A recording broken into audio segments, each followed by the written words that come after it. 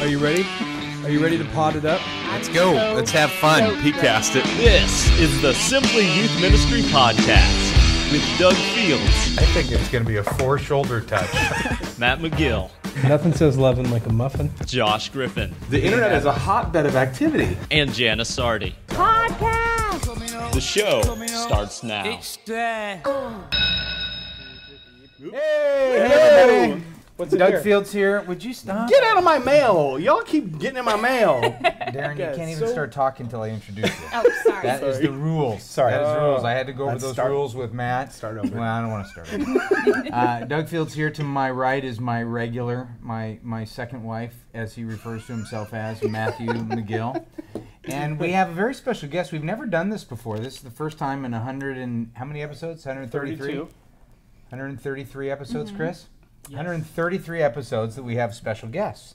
And it is the Sutton family, Darren and Katie Sutton from Corpus Christi. We feel very special. Well, we're we thrilled won that you're this. here. Remember that. Well, let's tell our audience about it, because you actually won this. We won which because we had you a lot could of have come people- anyway, but a lot of people are jealous that we're here, and they have no bones about telling us that everywhere Really? we go. Everywhere. wow. Okay, Wow. so You're a hot commodity, Matt.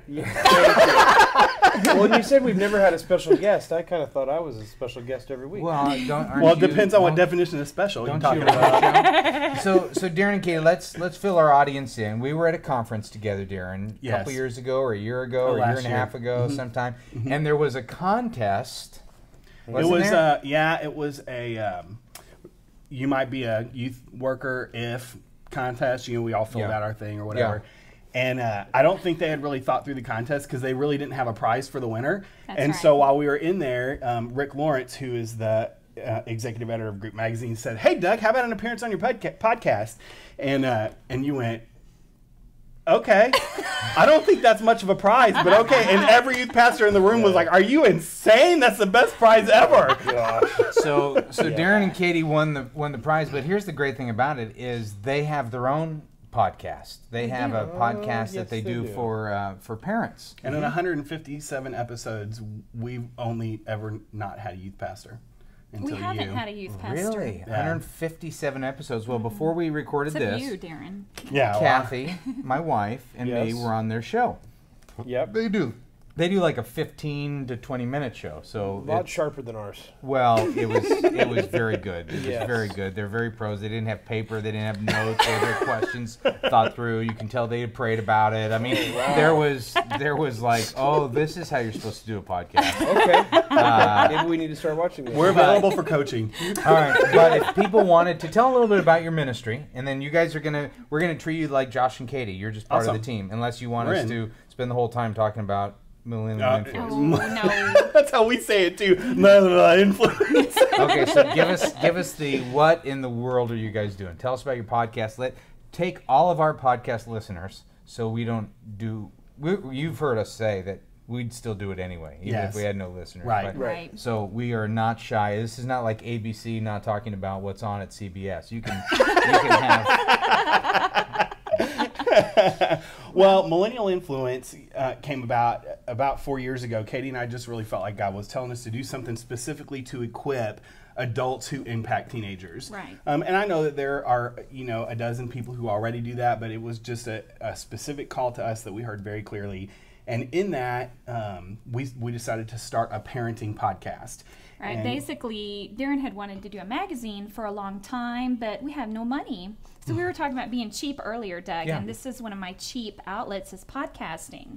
Yeah. Oh. So Very Katie was like, reasonably we can have a priced. verbal magazine and only pay like $8 a month or something instead of the bajillions of dollars it takes to publish a magazine. And so we honestly, we set up Millennial Influence to do all that it was supposed to do, but really all God has ever done with it has been in the parenting podcast. And so we have been podcasting now for a little over 3 years. We have cool. about 100,000, close to 100,000 downloads. And I don't know that our wisdom is any more sage than anybody else's, but it's from a real place, man. So, after working with teenagers for 20 years and raising teenagers of our own, and we don't always have the right answer, but we have a real answer. Yeah, And so that's good. Yeah. Right. And you guys have 3 kids of your own, and do. you're a youth pastor in Corpus Christi. Right. And you run the entire universe, from what it sounds like, Katie. You've got like 3 jobs. Something like that, yeah. You are you can obviously tell you're the brains behind the podcast. There is and beauty. Just Brains and beauty. Well, yeah, that was no question. No question. And we actually, we don't have Josh and Katie today, but we Right. do have a Katie. We don't really need have Josh. a and You can No. call me Katie? Josh if you want to. No. Your No, replacement, Katie. no. I I'm going to guess. call Josh Darren. Substitute. Katie. Anyway, we got a box here, so we're thrilled to have you. And Yeah. you're Thank part of you. the deal, and you have learned. You're now in. You know that we don't prep, we don't pray. We're there too. We get just, it. We just sit down, and actually the prep that happened is, I asked Matt why we were doing the 15-minute podcast with Katie, or Kathy. That's my wife, Kathy. Yeah. My first wife, anyway. I said, Matt, would you read some of the podcast emails and prep the show? So Matt did that. So that's exciting. That's your prep? But yesterday in the mail, FedEx Well, and delivered. then I said, do you want me to read them? And you're like, no, that's okay. I think we tried that once, like episode 9. And it didn't really work very well. Yeah. That's- We got a box in Everybody the has a mail place. yesterday, and it said Darren, the guest of the podcast crew.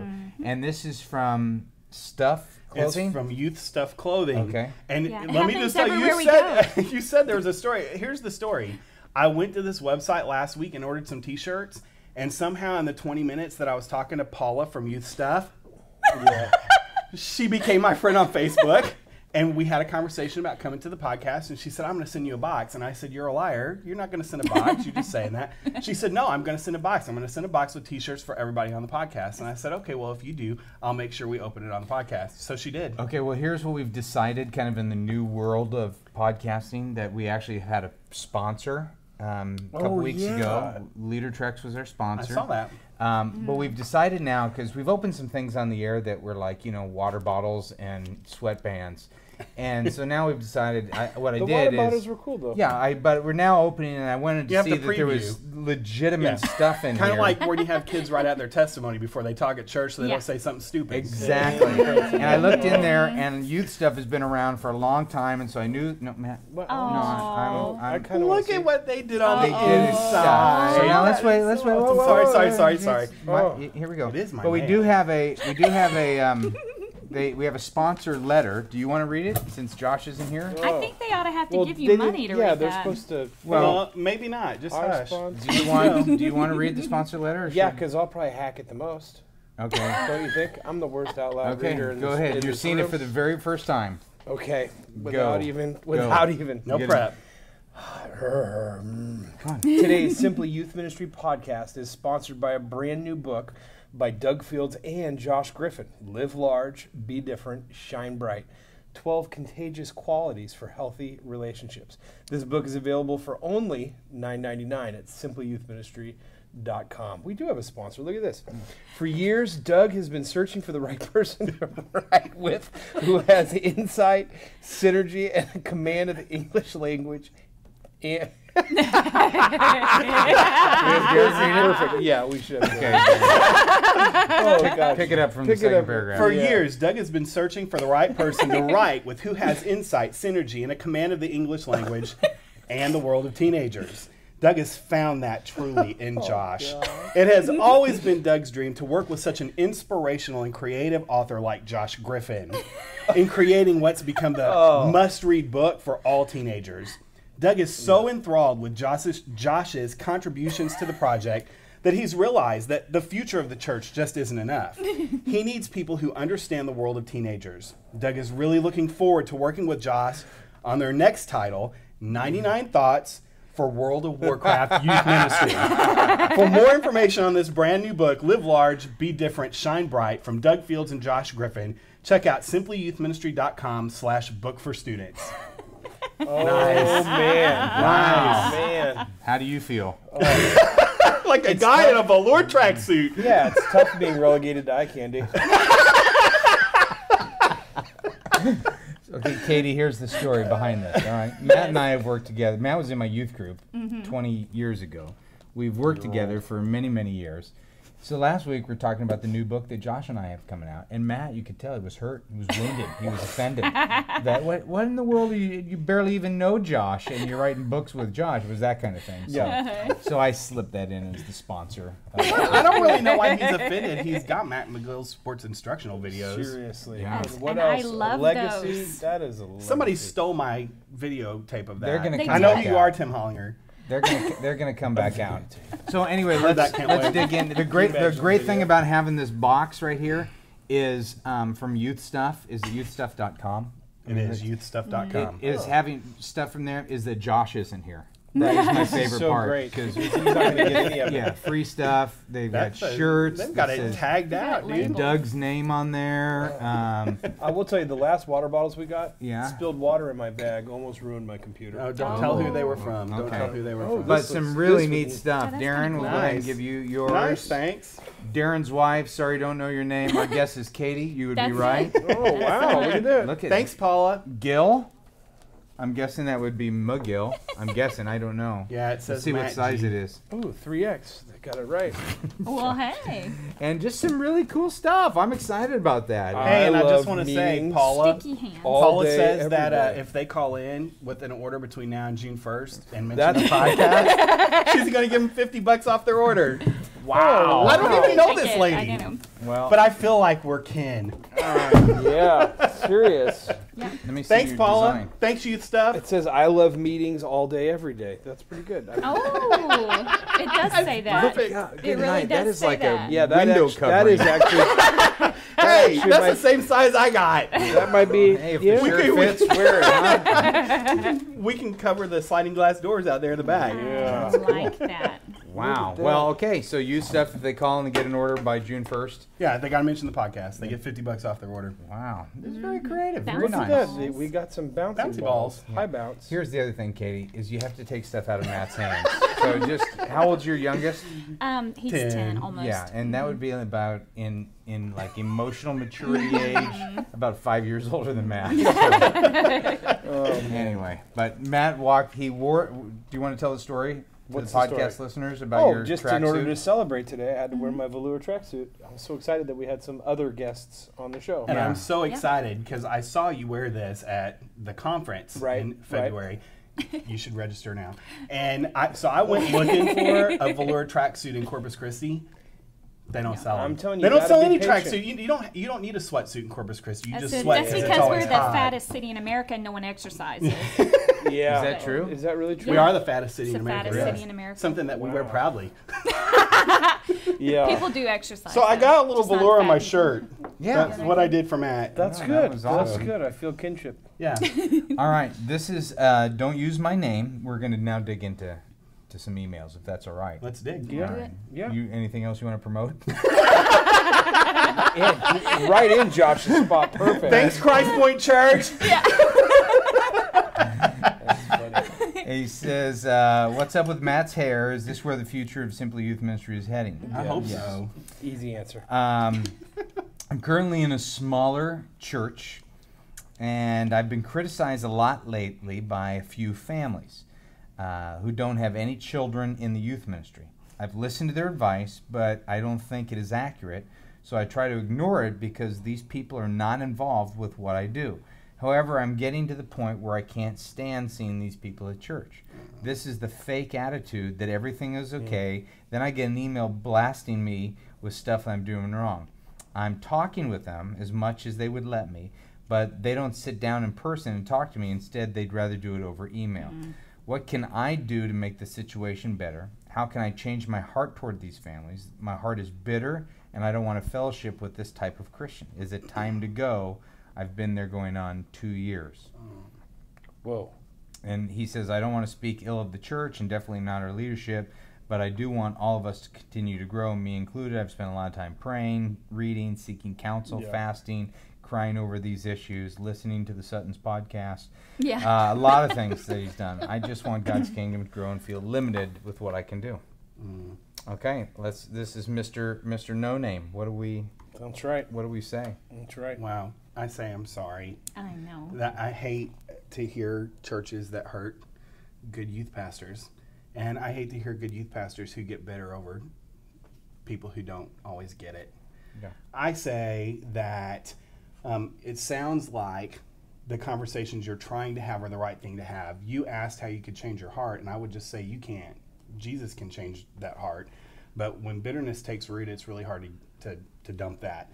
And it's also very easy to let it grow and to nurture it. And I'm, again, speaking from experience from people who've dumped on me. And I mean, you know, we've all been in youth ministry for a long time. We've all had people, you know, shank us and not be nice to us. And, you know, it's hard to hear those words.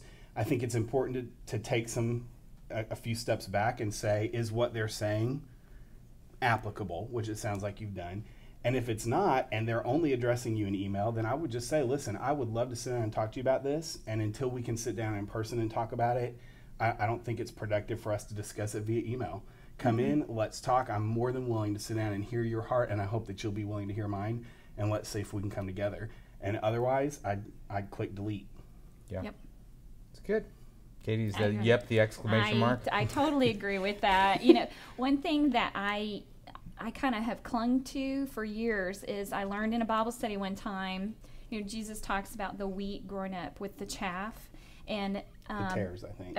well, you know, Whatever. the weeds and Sorry. the real wheat. Yeah, Is that good for you? I don't care. Okay. I'm a But youth pastor. I anyway, just do bulletin boards.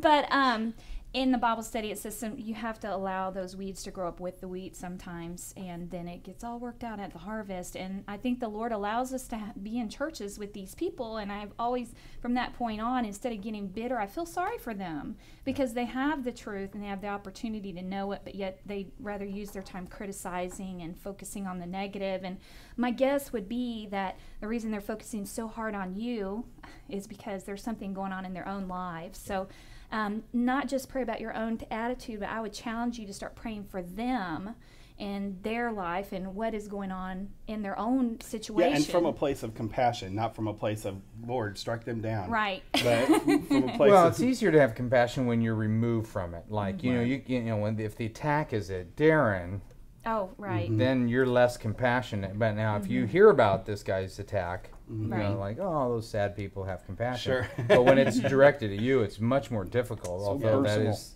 yeah. it is the right response. It's just email. The only thing worse than email is anonymous email, and I think, Darren, what you said is the great thing. Offer to meet with them. I kind of wonder in this situation.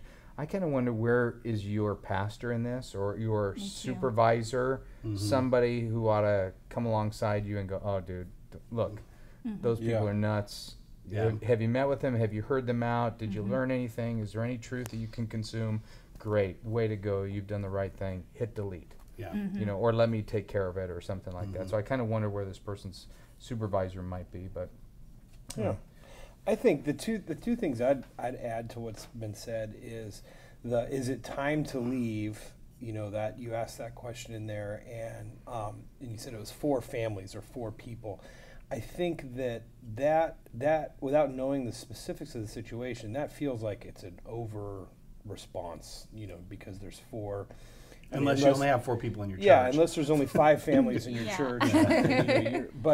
But the other one I would say on the email stuff, you know, I mean, we talk about email and confrontation and stuff a lot, and you know, I don't hate email for confrontation, and that's for another day, and that needs to be qualified and explained, which I don't think we'll totally go into, because we're time to go into the next thing. But I would say this: if their complaints are not personal in nature, if it's about what's happening in ministry and they won't engage you one-on-one, then why not engage them in the way that they're engaging you? And I'm saying, if it's not personal, if they're asking, if they're making slams about your ministry that are strategic based, why not write them an email? You probably should have that in writing anyhow as an explanation for what's happening in your ministry, even if you could use that to help train your volunteers, student volunteers or adult volunteers. So I wouldn't shy away from email.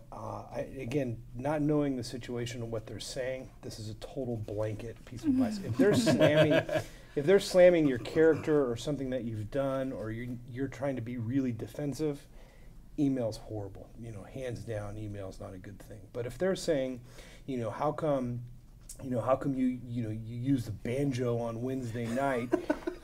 then yeah, that's a criticism, and you could respond to that on a strategic level, and having that in writing isn't a bad thing anyhow. So I think it depends on the issue, but please don't hear me saying you should always respond in email to any confrontation, because I'm not saying that. Well, I'd like to find the stat too, but there's some stat that says most people are run out of their church by 2 or 4 people. That it's not the I've heard entire you say church. that. Yeah. It's not the entire church that revolts. It's just a few, and some people can just wear you out. Yeah. So let's go back to what Darren said at the beginning. I'm sorry, and it sounds like you're doing the right thing. This is from a woman named Angela. She says, I'm a part-time youth pastor at a church of 300. Our youth ministry is relatively small because I determined we should split our middle school and high school group. I've been trying for 3 years that I've been there to get volunteers on board. Our church is not strong on Bible teaching, nor is it strong on teaching personal discipleship responsibilities. Consequently, I have volunteers who will sacrifice their time to serve, but don't want to commit to consistent service. I feel like a failure because I seem unable to influence them. Students don't come consistently because the community doesn't encourage them to. People act like I'm crazy for expecting people to read their Bible or to come weekly. This is the largest denomination in our area and consequently the only one who ever hires. My colleagues are great, but they are clergy, so I am treated by everyone as lesser and unable to give spiritual direction. I don't feel released from this ministry, but I'm weary of it. What can I do to recruit people who believe the Bible is essential to their faith and that fellowship of the saints is not to be neglected? Please help. What do you say to that, Doug? I'd say, come be on our staff. I love that type of heart. No kidding. Yeah. Well, you're not a failure as a leader. Leadership is, it's my son's a quarterback, and I always tell him, because I heard this from Joe Montana, not personally, but I heard a quote. He says, quarterbacks get too much of the credit for a win and too much of the blame for a loss.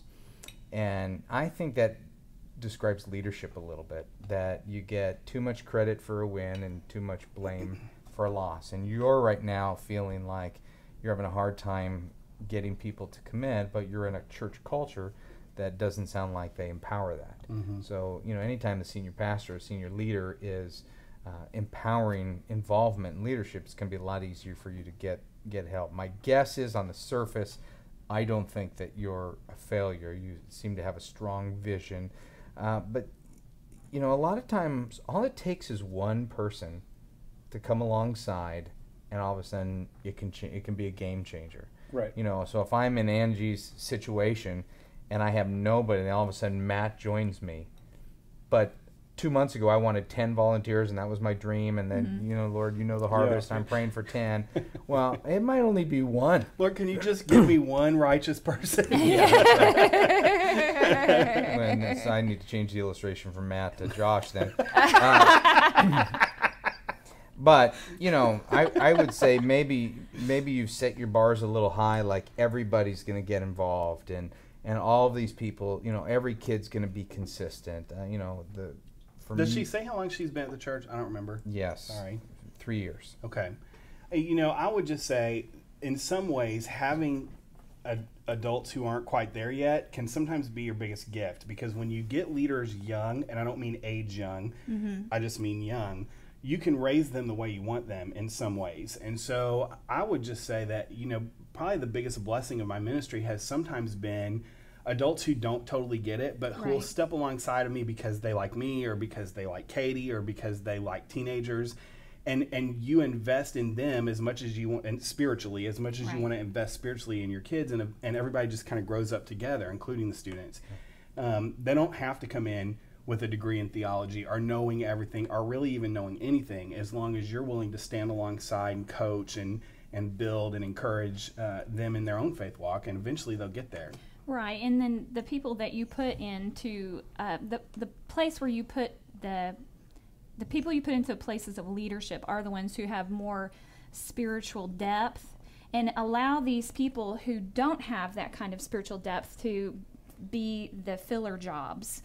So you do have volunteer base, but all of them are at differing levels of spiritual maturity and differing levels of volunteerism in your ministry. I don't think it's necessarily something you should feel completely defeated about. Maybe you should just revision the way that you're looking at these people and the way that you can use them within the guise of your ministry. So maybe you don't sit them up there on a Wednesday night or a Sunday morning and have them teach the Bible study. You teach the Bible study and you allow them just to interact with the teenagers. So. And I think part of it too, for all of us is kind of there's got to be for a lack of a better term, a philosophy of recruitment. How do you enlist and encourage people to volunteer in your student ministry? Do you just grab them in the hallway and say, hey, I'm desperate, come and help me? Right. Or do you actually have a job description or some written expectations so they know what they're saying yes to? Sometimes people say no because they think they have to be, a theologian in order to be a part of that. And if you have something that says, here's where we all are going to start and this is what I need you to do and this is the length of time that you're going to commit and all that, then they may be saying no just because they don't know what they're saying yes to. Yeah, real important. Yeah, Matt, you got anything to add to that? You didn't say last names, did you? No. Did you just say it first? This is going to seem like I'm contradicting myself, which is great. You misunderstood. I don't want to overstep the bounds of this email and misinterpret it, but that disclaimer being said, it seems like you're a little blamish. A little blamish of your culture, and our church is not strong on Bible teaching, nor is it strong on teaching personal discipleship responsibilities. What can I do? Is it too bad for me? Am I wrong to expect that people bring their Bible and the fellowship of the saints, shouldn't be neglected? So, obviously it is email, and so you can't take it too far, but I would caution that. If we were having a conversation, that would be the first thing I would ask about, and I would test, and I'd say, okay, so how do you feel about this? What are you thinking? I do agree with what I think Doug said, if I remember right, is that maybe you don't need the 10 volunteers. Maybe you just find one that could be great, and it's just you and one other person. And I do like what you said a little bit too, Katie, where you said, maybe you lower the expectations a little bit of, and not necessarily character or morality or anything like that, integrity expectations, but as far as who they are spiritually in Christ, lower those expectations and get them involved somewhere, knowing that if they're involved, you'll be able to help grow them and shape them into the ministry. It's good. As I reread it, I can see blame in there. I didn't see it. Yeah, and I read it before the podcast too. So yeah. Well, it's kind of like my colleagues' quote are great, but they're clergy. Yeah. But there is a word in here that she writes, and I think this is a word that triggers blame and discouragement, and it's the word weary. That she says, I don't feel released, but I am weary. Mm-hmm. And when you're weary in ministry, it brings out the worst in you. Mm-hmm. Yes, it does. And it's difficult to read Scripture with excitement and hope. Yep. It's difficult to minister to people.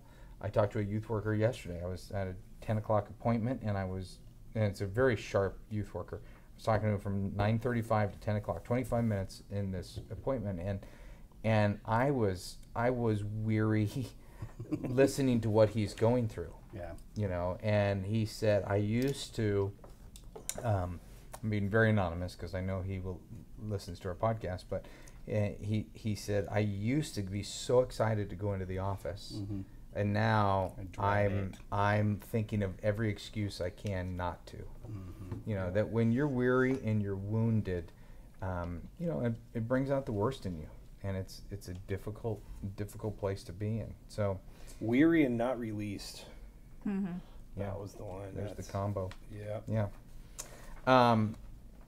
Chris, this is from Chris. He says, I'm looking for some advice. I've been working with a parachurch organization for the past 5 years. My first 3 years were amazing. The past 2 have been a struggle.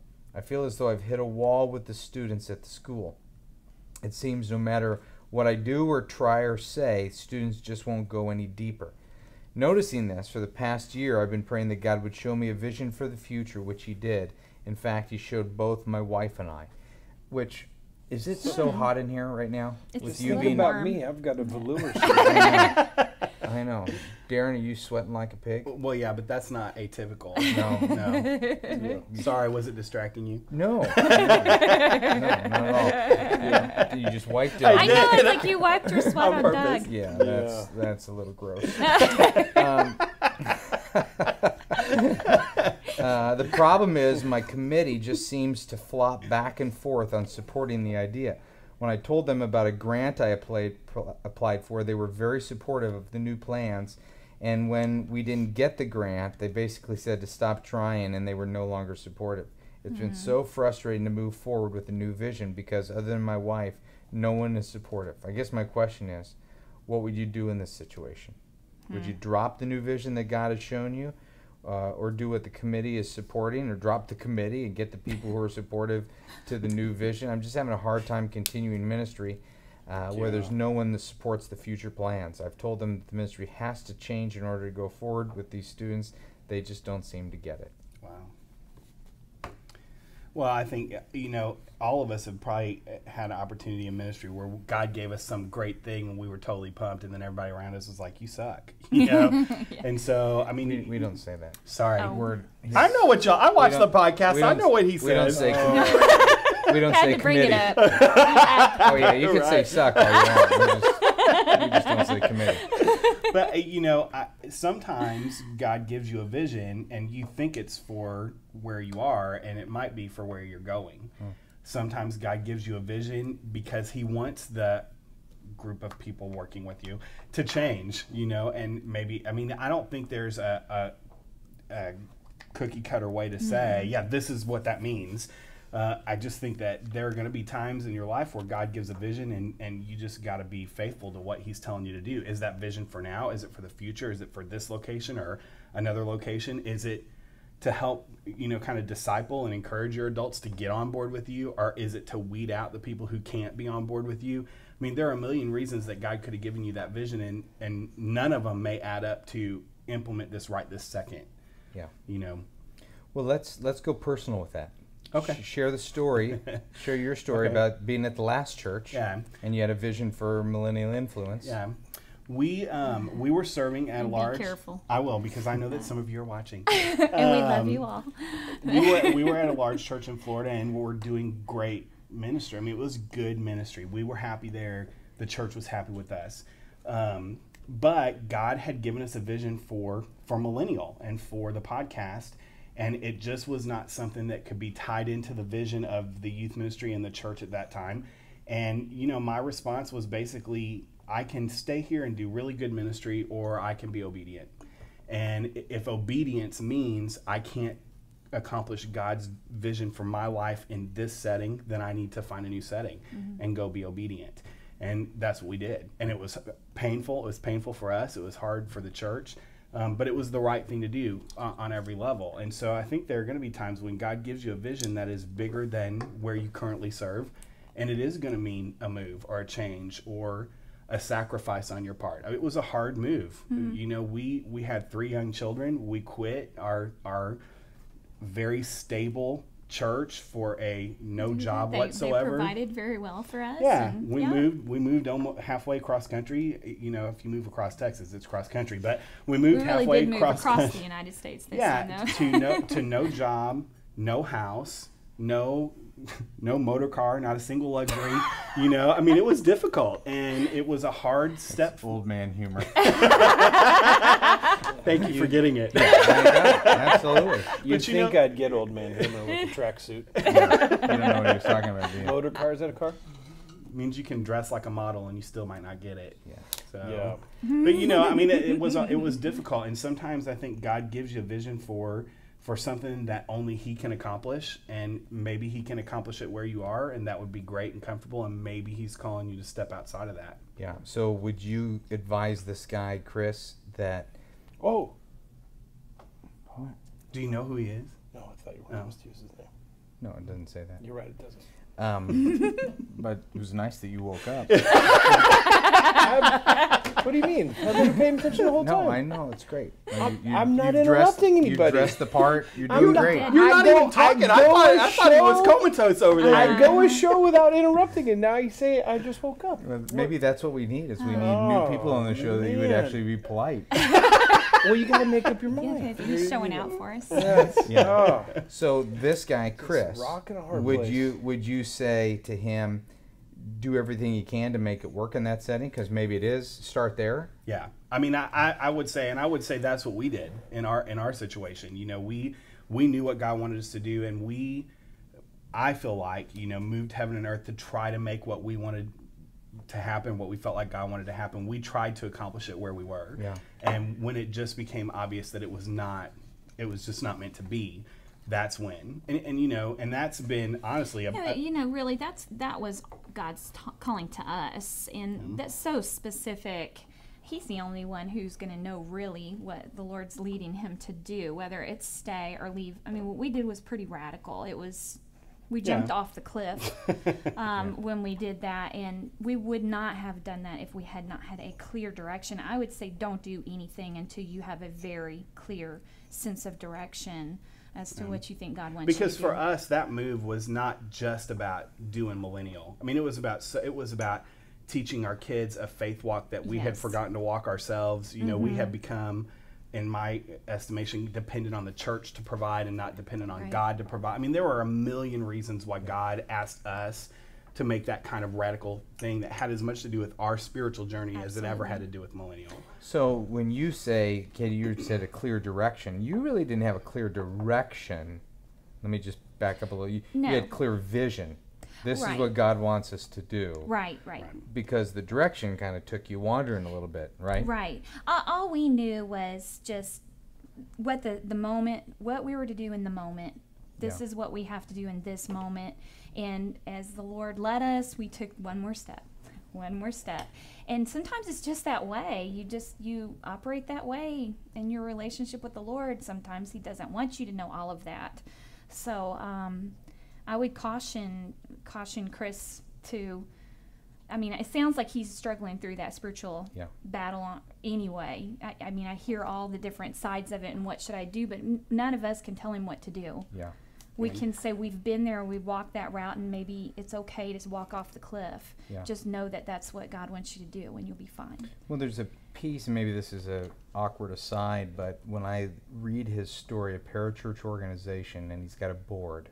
Mm-hmm. That board is, if you're going to be a part of a parachurch organization, you're stepping out in faith, you're doing something, those people, they are your spiritual life vest in some ways. Absolutely. And you gotta make strong, clear choices. And I don't know if he has. If these are people where you go, boy, these people, they know Jesus, they love Jesus, they walk with Jesus, and I sense that in their life, I see it in their family and their relationships, I tend to think, okay, I really want to listen to these people. When we maybe about a year ago or so, we were kind of at a crossroad with millennial and trying to decide wasn't working the way we thought it was supposed to work. There were parts of millennial that just were not working. And so we called our board together and asked them to take a time of prayer and fasting and just kind of give us some spiritual direction about what the next step was. And their counsel was clear and dead on and not at all what we wanted to do. Right. And when we basically kind of came under We fussed about that, too. We did, to them. And And when you're from Southern California, fuss is what? Oh, Gripe. I'm Gripe. sorry. We yeah, griped about it, We yeah. whined about it. You don't Yeah. talk like a Texan. Sorry. And it's kind of like fixing. And we did not want to do that, and we kind of went into it kicking and screaming, but trusting that God had given us that spiritual counsel for a purpose. Yeah. And it was the smartest, most intentional decision I think we could have ever made regarding the direction of millennial. And it was solely because we had a board who was praying and who was not afraid to say to us, even though according to the board, they will say that we are millennial. Millennial doesn't exist without us right now. And we wanted it to go in a place, and the board just, this is not where God is at work. And you guys need to get where God is at work, because you aren't. And that was good for us, because even though we had this great vision of what we thought God was telling us, that spiritual counsel was able to kind of rein us back in and give us, you know, a more of a holy focus. It's good. It's And really so good. if you have people on your board, or I mean, this applies to you wherever you're serving, whether it's a church or whether it's a parachurch or whatever.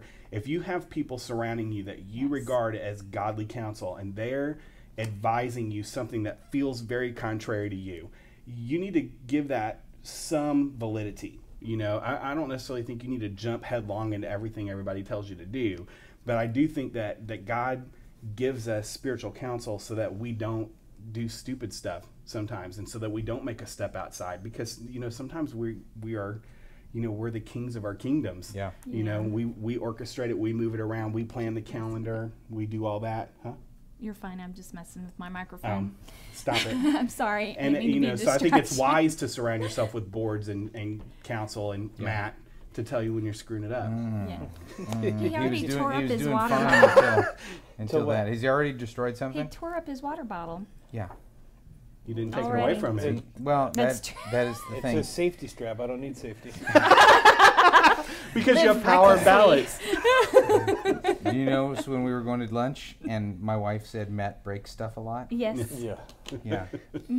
You can't tell how strong something is till you break it. What I would say to this last email to Chris is that just as someone totally outside of the situation, how do you know the vision's from God? I mean, to me, you start all the way over with and uncover every assumption and go all the way back to the beginning. I think it's great that it was to you and to your wife that it was revealed, but I think it's good to stop and to go there. And are we close, Chris?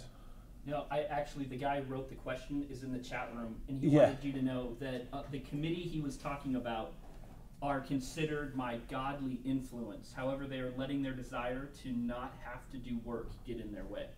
Right. Yeah, and I would wonder, well, this is weird having a question and the person's right in the room.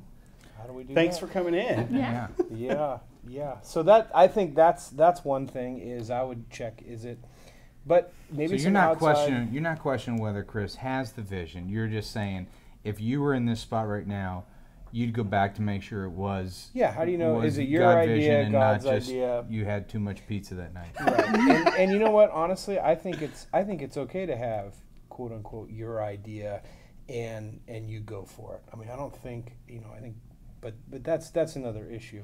Yeah.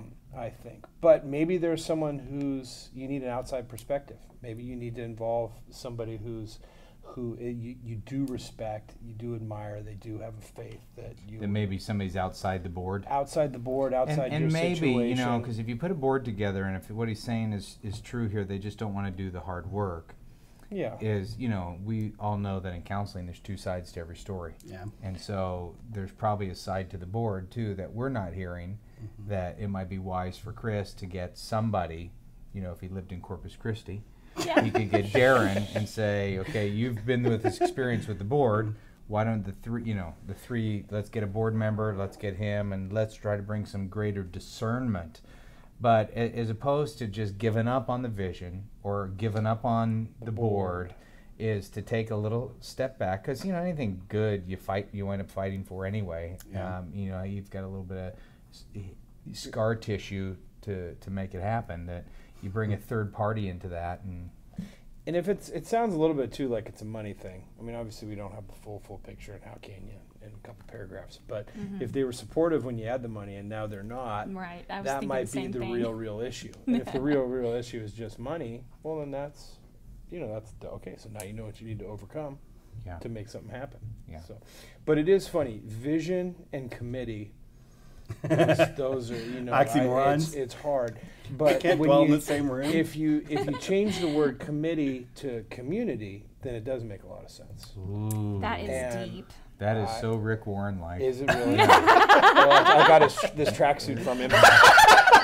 No, it doesn't have Say- Hawaiian It's flowers on having it. flowers. Yeah. You got to Twitter that. That is a little soundbite. Was it? I wasn't even trying to when be you quick. take committee and it Yeah. becomes community. You have Christ. Yes. And you can serve your In cause. Corpus Christi.